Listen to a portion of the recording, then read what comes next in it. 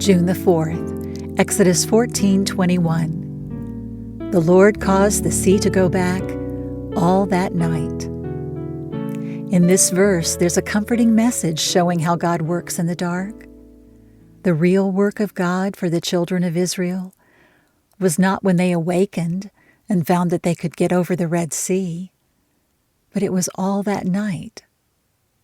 So there may be a great working in your life when it all seems dark and you cannot see or trace, but yet God is working.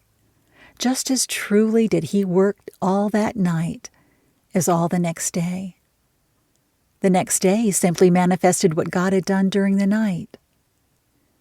Is there anyone reading these lines who may have gotten to a place where it seems dark?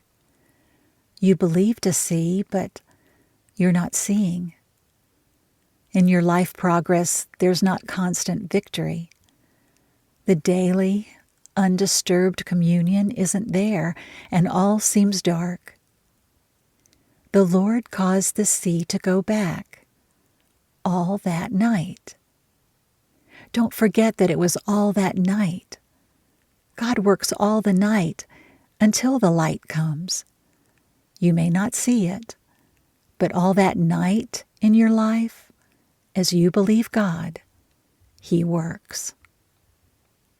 All that night the Lord was working in the tempest blast, working with the swelling current, flooding, flowing free and fast.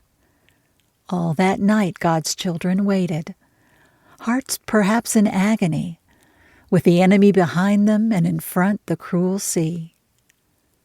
All that night seemed blacker darkness than they ever saw before, though the light of God's own presence near them was, and sheltered o'er. All that night, that weary vigil passed.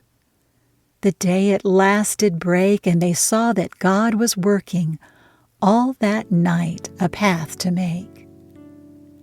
All that night, O child of sorrow, canst thou not thy heartbreak stay? Know thy God in darkest midnight works as well as in the day.